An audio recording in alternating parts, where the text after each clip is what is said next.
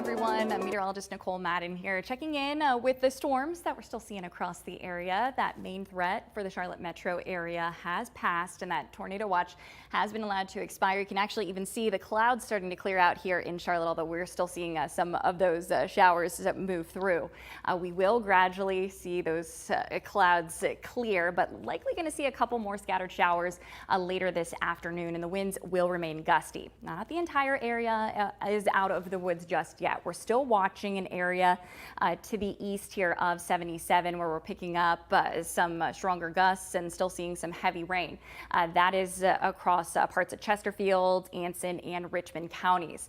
We have ongoing severe thunderstorm warnings just outside of Raleigh as that threat, though, pushes further into central North Carolina here and towards the coast. But locally, that tornado watch that was issued around 7, 8 o'clock this morning, that has been allowed to expire here for all areas really near 77 and to the west, and that also includes Union County as well as Lancaster County. So all that's left here, Chesterfield, Anson, Richmond, and also Stanley County, although for the most part here in Stanley County also seeing those storms here and that severe threat for the most part is having passed. Now, as we move over the next couple of hours, we'll still be watching for some of those thunderstorms here. We still have some instability left, and we could see those storms with the potential here for some rotation, but overall that main threat remains those damaging wind gusts. So right now we're still seeing some of that heavier rain work its way through Richmond County, so extending along the line here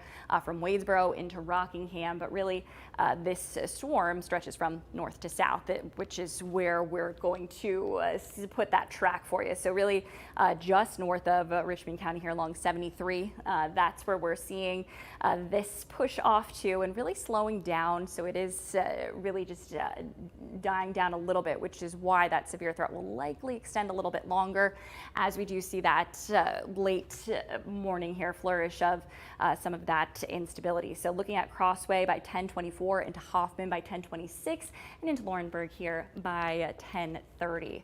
Our gusts overall right now are about 30 miles per hour within the city of Charlotte, 33 miles per hour here in Concord, 32 miles per hour in Rock Hill. The winds will remain gusty, even though that severe threat for areas west of 77 has cleared, but expect 30, 40 mile per hour gusts throughout the afternoon, even tonight into Thursday. It's still going to be pretty breezy across the area. 45 mile per hour gusts, that was the highest gust clocked in here at the Charlotte Douglas Airport. Saw some 40, 45 mile per hour gusts across the high country, and overall looking at 30, 40 mile per hour gusts here at some of the other airports. So getting those official data here coming in. Now we do have some storm reports. So we did have a couple areas here along that line where we saw breaks within the line, and that's just showing where some cells really strengthened and they flourished pretty quickly here, and they pulled away from the main line, and that's where we likely had some rotation. Now, if the rotation, was it up higher or was it actually on the ground?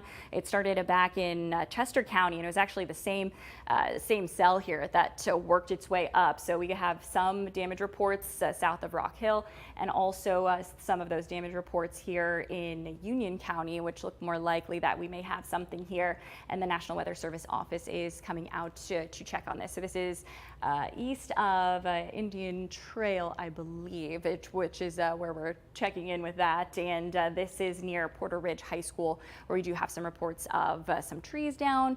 Looks like maybe a shed had lost its roof here, been blown over, and also some power lines look like they had been pushed over as well.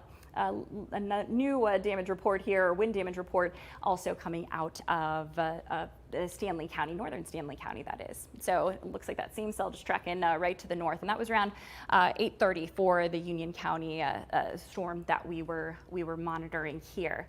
Now, over the next hour or two, still watching an area here through Chesterfield County into Richmond County for a potential stronger storm. As we get towards noon, we're going to see really the last little gasp here of that severe threat for the far eastern fringe of the WCCB. WCCB viewing area. But coming in later this afternoon, 5, 6 o'clock, we're going to see another flurry here of some showers and thunderstorms. These will be moving through pretty quickly. Something to monitor with if you do have any plans heading out. Maybe you went into work a little later and you're trying to get home later on. It's not going to be what we saw earlier in the day with that those intense downpours. These are going to be more scattered. That's going to be the last here of the warm weather and those winds out of the south as well, because we're going to see that transition where winds will be transitioning out of the west, northwest. It's going to get a lot colder tonight. And for our mountain communities, we're even going to see the return of some snow. 1 to 4 inches of snowfall possible here for the highest elevations. We're looking closer to the Tennessee border for those totals to stack up with the snow continuing here into early Thursday. By midday Thursday, we'll see that snow taper off, but remaining breezy across the mountains, really windy. Those wind advisories extend for the rest of the area through 7 o'clock. We have that high wind warning, which continues across the mountains as well. And that's where we could see those 40, 50 mile per hour gusts as we move through the later part of our evening. Here's our future wind gusts here, just to show you that. 30 to 40 mile per hour gusts for this afternoon, getting into 5, 6 o'clock. And then overnight, we'll see those gusts drop 10, 20 miles per hour. In the mountains, they'll remain elevated, 30 to 40 mile per hour gusts, and it's going to feel a lot colder stepping out the door tomorrow morning. As we move into Thursday night, still seeing some breezy conditions, but those winds will finally die down as we get into our day Friday. Friday really looking like the best day here of the week in terms of just a quiet day where we don't have to deal with any sort of stormy weather, and temperatures will bounce back into the 60s. Going to be a lot different. Walking out the door this morning, we had temperatures in the 60s. As we get into our day started tomorrow, 7 a.m. Look at these wind chills, 20s and low 30s across much of the area. In the mountains, it's going to be feeling like the teens with those gusty winds. And moving through the day, it'll be a lot cooler as well. We'll see highs today top out near 70, upper 60s to the low 70s. But tomorrow afternoon, those temperatures not getting out of the upper 40s to low to mid 50s. So it is going to be a lot cooler. And across the mountains, it'll be feeling like the 20s with those gusty winds.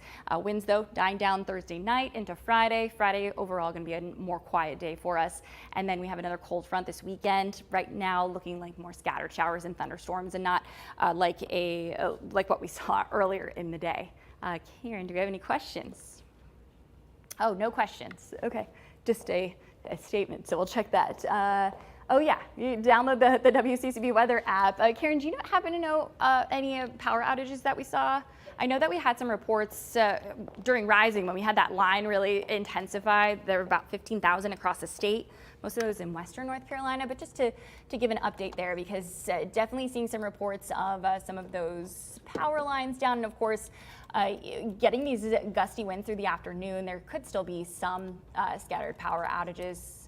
So important to have that extra way here to keep your devices charged, as we are likely going to see these gusty winds extend here into our day tomorrow as well. And for anyone wondering why they canceled schools, it's because of the timing of this line. I feel like this happened with our last winter event too, that we had, really it was the timing. It was when the kids were heading home from school, so they were just trying to be safe. And especially this, with these winds like this, any sort of high top vehicle could be dangerous, but 7, 8 o'clock with that line moving through with the heavy rain and the severe storms, it was a good call. Let's see. CMS said buses cannot travel over 30 mile per hour Yes, winds. that makes sense. So 30 mile per hour winds. And yeah, if you've ever even driven along the Blue Ridge Parkway where you get a gust of wind, even if you have a normal car and not even a high top car, it can really keep you Swaying. Yes, swaying. Thank you.